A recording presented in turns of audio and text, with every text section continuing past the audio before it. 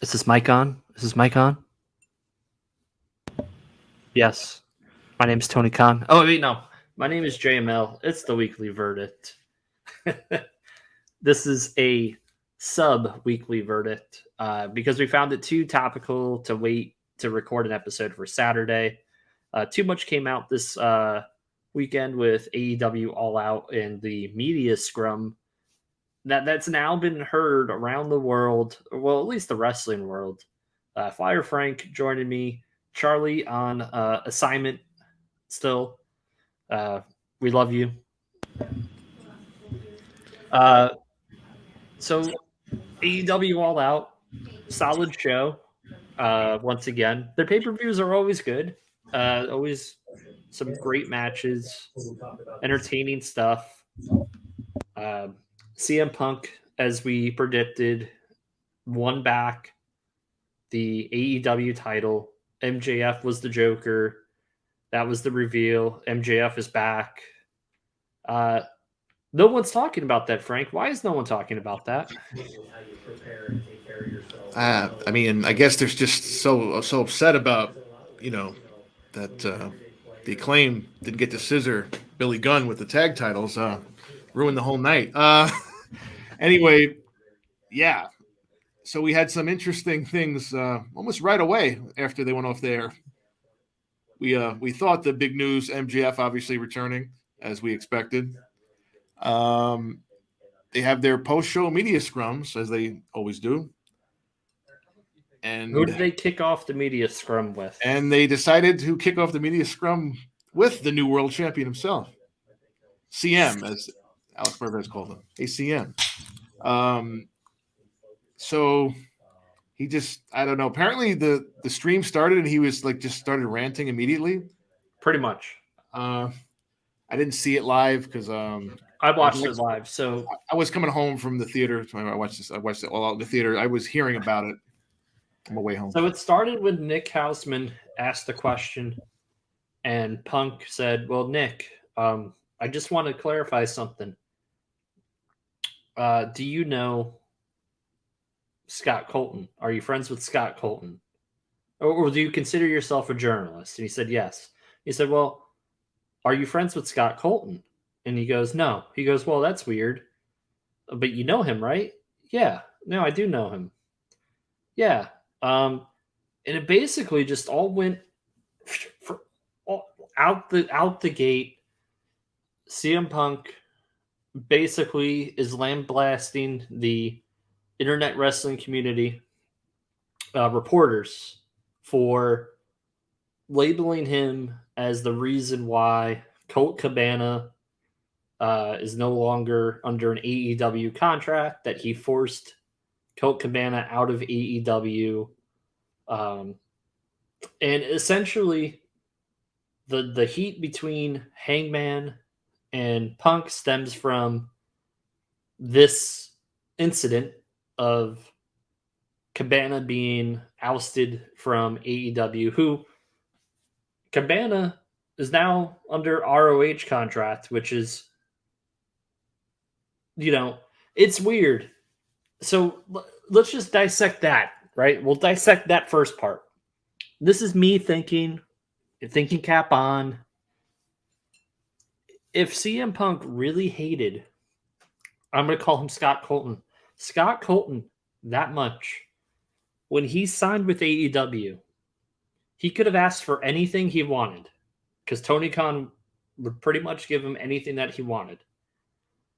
If he really hated Scott Colton that much, don't you think he would have said, "Hey, why don't you just leave Colt Cabana out of here? Why don't you just not have him on TV?" They pretty much worked together for 8 or 9 months before Cabana's contract ran out. Frank, that's the first part. What do you think about that? Yeah, I know Tony Khan himself was very vehement against discussing that earlier, I think last week, when we was asked the question about, Scott Colton being signed to Ring of Honor. You made a good point there. At any point, he could have just said, get him out of here. Now we can't say, like I said, I don't know. We're not backstage, obviously. Do I think Tony Khan purposely downplayed him and was very reluctant to re-sign him or do anything because he didn't want to upset Punk? Yeah, probably. I'm not saying. I think the upset here was the fact that they were insisting that he told Tony, "Hey, we got to get rid of him," which is believable, obviously, with the heat they have. But I don't know. I don't know if I buy that. But at the same time, it doesn't pass the smell test. So I understand why so many people would think that. So the fact that he went that off on that. Listen, Punk is a water sign. He is a Scorpio. Yeah. And they're the most fickle of the water signs. Sure. They are very passionate, and they put their passion into everything that they do, whether it's business, whether it's friendships. And he gave house and home and money to Scott Colton over the years, helped him out, helped him get through a lot of things. And he felt Scott Colton took advantage of his name with that whole podcast and threw Punk right out there and made money off of him with that whole shoot podcast. And that made or break their friendship right there. The lawsuits came out. Punk during this media scrum revealed that Scott Colton shares a bank account with his mom. Then it really boils over into Hangman and the EVPs not knowing what to do. And here's the bottom line. How did AEW get started?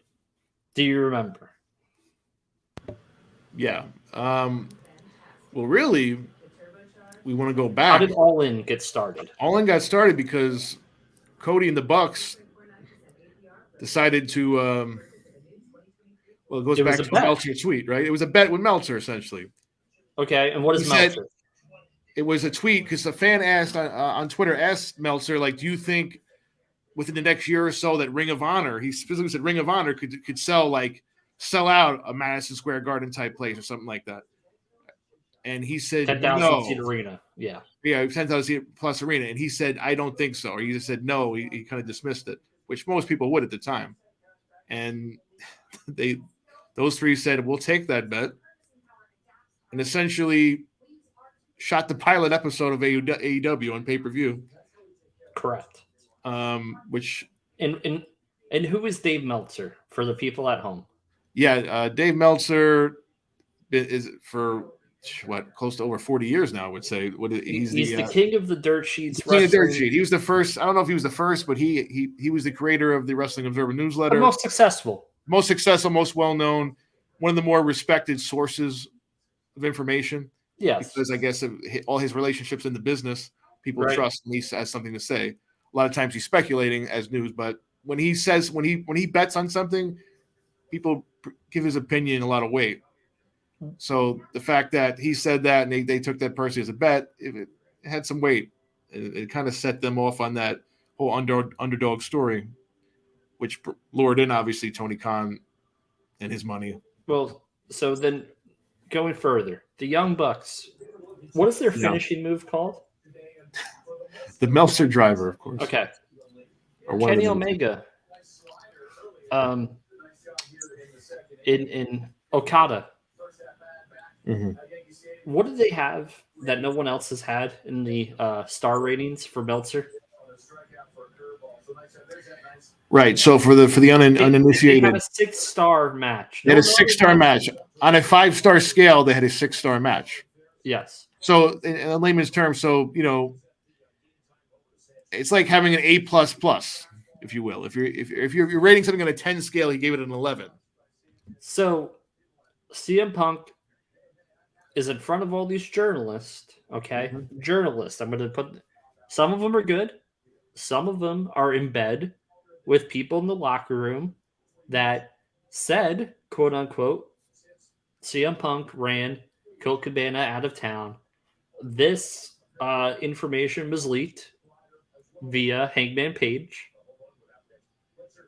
who is obviously he's friends with the Bucks and Kenny. He's pretty much an EVP without having that title.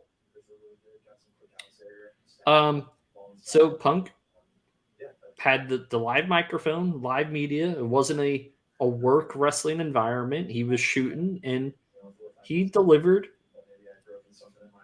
a truthful sermon of what happened, whether it was with Colt Cabana. Hey, the Bucks are running around and creating middle school drama. And it really is middle school drama. Punk even said, hey, like, we're a company and we're a business. Why are we making fabricated stories and going to these wrestling tabloids? Come to me about it. If you have an issue with me, come to me about it. Frank, nothing that CM Punk did during that media scrum was wrong. He plays defense. He shows up on the bases. Not a single thing. To be a part of. Do you agree or disagree? I mean, I don't know the numbers, but Just looking at it, objectively, and I didn't watch all of it. I just seen clips. But I get the feeling, as you just said, that he was just being 100% truthful, what he thinks, what he sees going on. Now, so is it the best time to do that at a media thing like that with representing your company? That's the part we can debate. Should Tony Khan have allowed him to rant on for that long? I don't think so. But he made some good points, like you said. But a good leader would have snipped all this in the bud already. Yes, right. This is the problem. I think this is going back several episodes we discussed with Charlie about this. Like the first time with the supposedly unscripted comment about Hangman Page. Obviously, we see the genesis of this now, but yeah, you got to snip that. You got to go out there. It's your company. You got to. The buck has to stop somewhere. Sorry about the pun there, but it does have to stop somewhere. Which is the problem that happened in WCW. It didn't stop with Bischoff like it should have. We know right now other places it stops with the boss. Yep. Whether that was Vince, whether it's Triple H now, whether it's whoever's running every other company out there right now. It's got to stop Correct. somewhere. Now,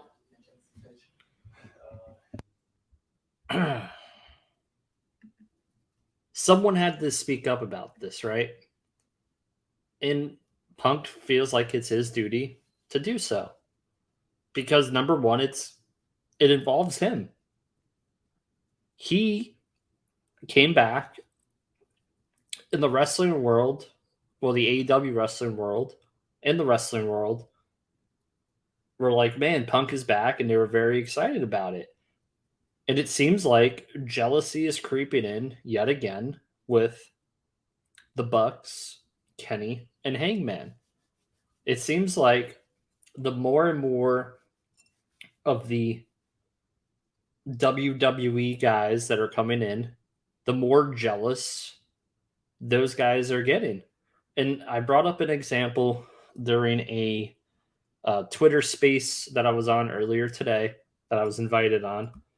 And I said, well, no one's talking about the fact that FTR and the Bucks were supposed to have a tag team title match, but the Bucks dropped their belts so they didn't have to face FTR at All Out. Instead, did the trios belts with Kenny.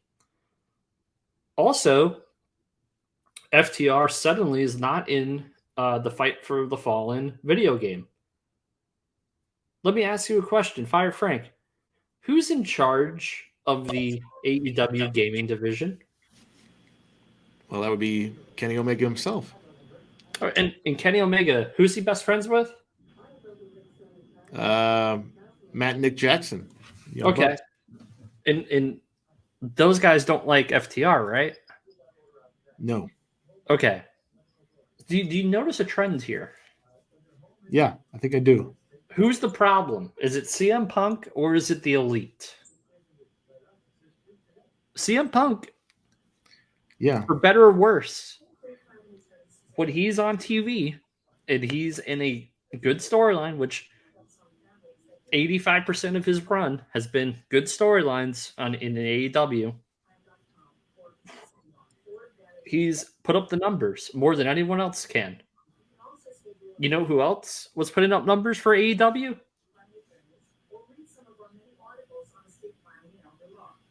Who else?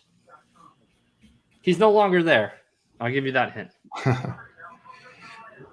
Talking about Cody? Yeah. Yeah. Mr. Rhodes. Yeah. So Who was the first one to leave? he was the first one to leave. Well, what happened with that? Well, I'll tell you what happened. All the EVPs had to say, Cody, who had the most business sense, said, when things didn't go the right way, what happened? The Bucks and Kenny said, "Oh, that's on Cody. Cody's been making those decisions." You know what Tony Khan said? You know what? All of you just have the title of EVP. I'm just going to take over everything because I'd rather not upset everyone, and I'll just take on all responsibility, which is the wrong thing to do. It seems like Tony's loyalty to the Bucks and Omega is going to stunt this company from growing to be a real competitor of against WWE. You cannot let the inmates run the asylum and run the locker room. Let me ask you something. Who's more well known? CM Punk and Chris Jericho or the Elite? Punk and Jericho. Okay. My point is proven. Those are the guys I'm going to war with. Why was the first person he signed Chris Jericho, other than it being Tony Khan's favorite wrestler growing up? You have to have. Why was he the first champion? You have to have established stars to put over new stars. In as many 5- and 6-star matches, in as many internet newsletter awards that you're going to give Omega and the Bucks. And granted, I think Kenny Omega is fantastic. I think the Bucks are a little overrated. That's just my opinion. But I think Kenny Omega is great. I think he's a great wrestler. But is he in the same league as Jericho and Punk? No. You know why? He's established in a very small pond. He was a big fish in a small pond. At least with Jericho and Punk, no matter what we think about WWF, WWE, they proved on the big stage that they can be over and get over and reinvent themselves and do different characters, be a face, be a heel, draw money against whoever they worked with. I have not seen that from Omega or the Bucks. If you took Omega and the Bucks off of TV, which has happened several times since AEW started, they're going to have the same ratings no matter what. If I put CM Punk and Chris Jericho in a main event, guess what happens? The ratings bump higher. You know who else moves the needle? MJF. Right? Who was alienated in real life with AEW as well? MJF. Do you notice a pattern here? Yeah. Now, they fancy themselves as the Clique, but in reality, they are the Clique. This is the current Clique. It has to stop. Tony needs to realize here, either A, he needs to get people in the positions of, hey, I need an Arn Anderson, a Pat, just to get shit going in this locker room. Because he can't do it himself. Look at Tony Khan. He is a scrawny little guy, not intimidated at all. They need someone there that's going to take no shit from anyone. You shouldn't have the wrestlers policing the wrestlers. It's just never going to work. And Never has.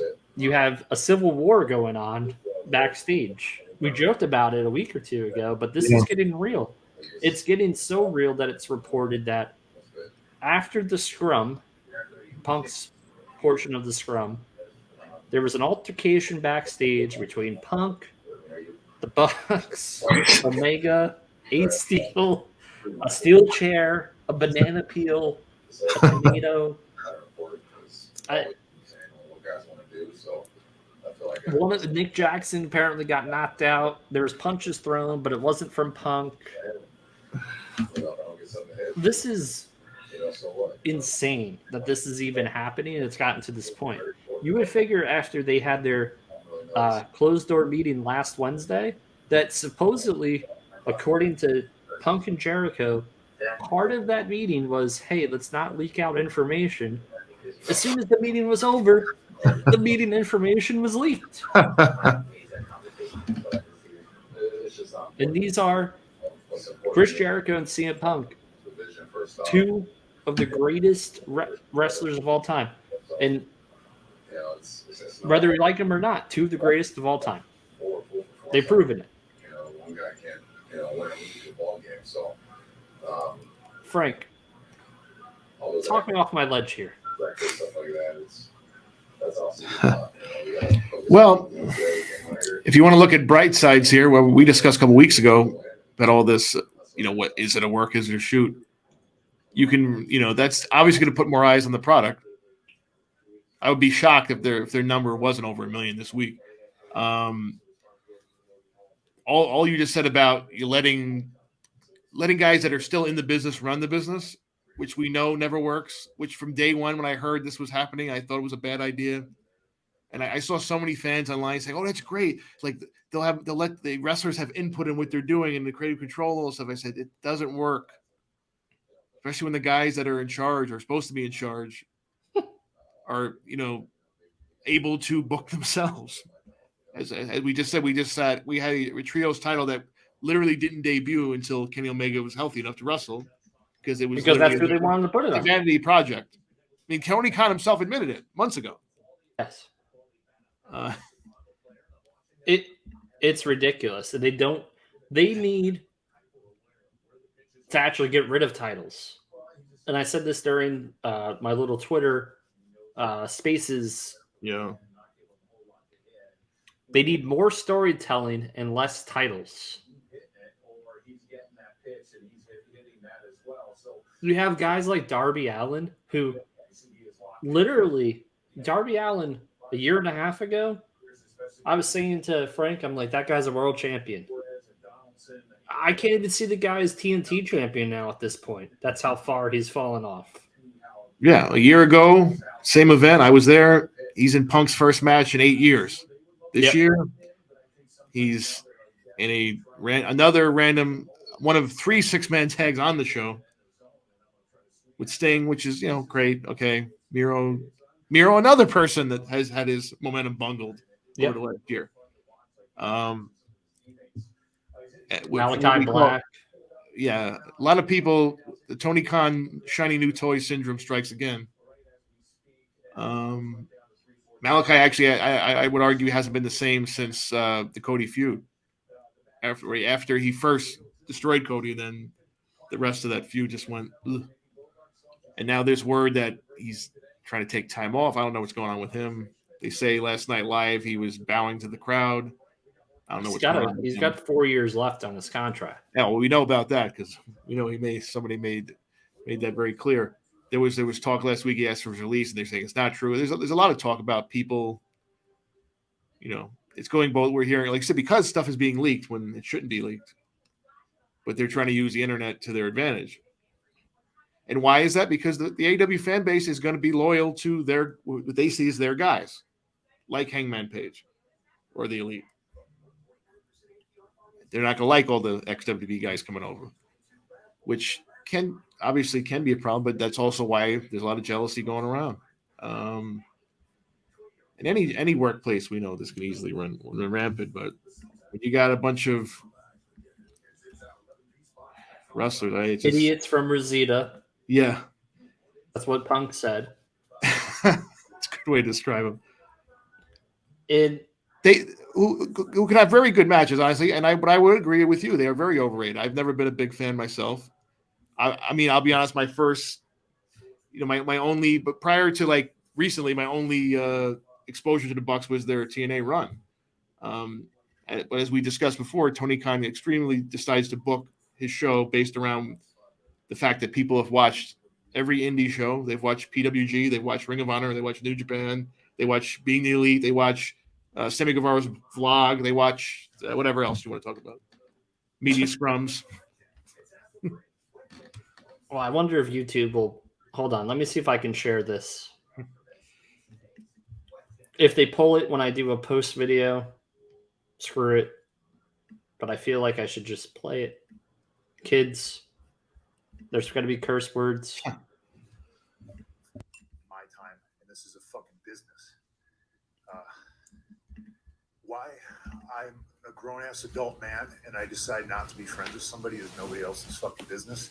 But my friends, if I fall backwards, will catch me. Scott Colton, I felt, never would have. My problem was I wanted to bring a guy with me to the top that did not want to see me at the top. Okay? You call it jealousy, you call it envy, whatever the fuck it is. All right, I'm going to pause it there for a second. I'm going to give it a few more seconds, then I'm going to play the rest. My relationship with Scott Colton ended long before I paid all of his bills. I have every receipt. I have every invoice. I have every email. I have the email where he says, and I quote, "I agree to go our separate ways. I will get my own lawyer and you do not have to pay anymore." That's an email that I have. The only reason the public did not see is because when I finally had to countersue him through discovery, we discovered he shared a bank account. Pause for a few seconds. Mother. That's a fact.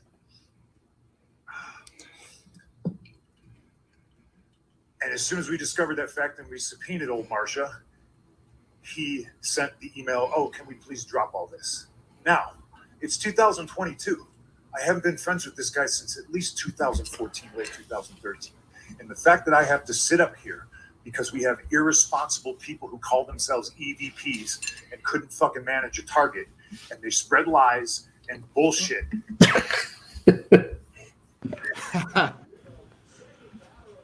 We got more. And put into a media that I got somebody fired when I have fuck all to do with him, want nothing to do with him, do not care where he works, where he doesn't work, where he eats, where he sleeps. And the fact that I have to get up here and do this in 2022 is fucking embarrassing. And if y'all are at fault, fuck you. If you're not, I apologize. But what did I ever do in this world to Pause. deserve an empty-headed fucking dumb fuck like Hangman Adam Page to go out on national television and fucking go into business for himself? For what? What did I do, Dave? What did I ever do? Didn't do a goddamn thing. So a lot there, a lot to digest. And that's just 2 minutes, 20 seconds. Clearly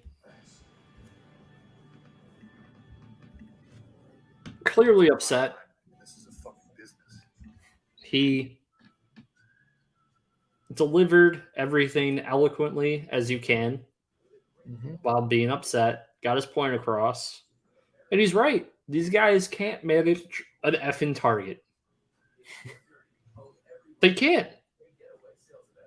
They were given the reins for the first 6 months of AEW's existence, and Tony Khan realized these guys do not know what they're doing.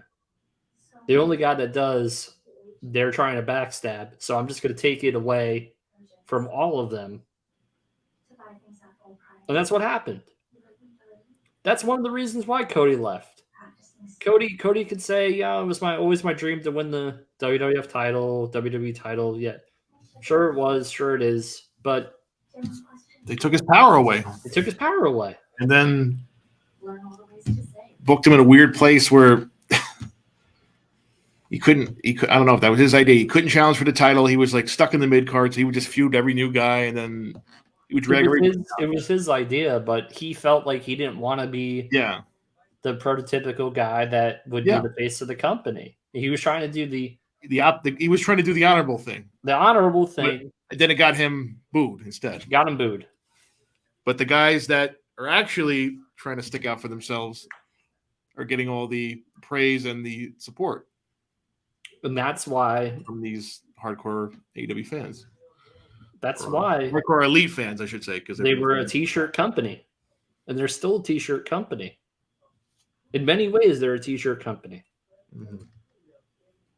Guys like Punk, guys like Moxley, guys like Jericho, they actually have name value. That's why they're there. Mhm. Kenny, if you had that much name value, they wouldn't need these guys. Same thing with the Bucks. I think they realized that they weren't on the level of Cody very quickly, that Cody was more of a household name. Sure. And that's why they turned on Cody. Cody's more of a household name as a WWE mid-carder than these guys will ever be main eventing 1,000 pay-per-views for AEW Yes. or New Japan. And it's a shame because AEW now is in its third year. Yeah. And at this point, other than MJF, they really haven't established one single homegrown AEW original. Maybe Britt, to a certain extent. That's about it. Sammy Guevara, he gets in his own way. Mm-hmm.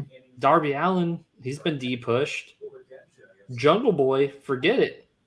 Forget it. What we thought was going to be a great rivalry, that turned to crap. I don't know, man. But let's wrap it up. We'll have Charlie on Saturday. Maybe I can convince him to go live. He gets a little, he gets the jitters. It happens. I do too. There's a lot to discuss, and I'm sure there'll be even more news coming out of this next couple of days. Yeah, we'll have WWE stuff. We'll talk a little bit more about this past weekend, what we thought of these shows, but yeah, this was too topical to not do had to get it in a this show now. about. Thanks so much. Thanks, guys. All right. Good night. Good luck. Farewell.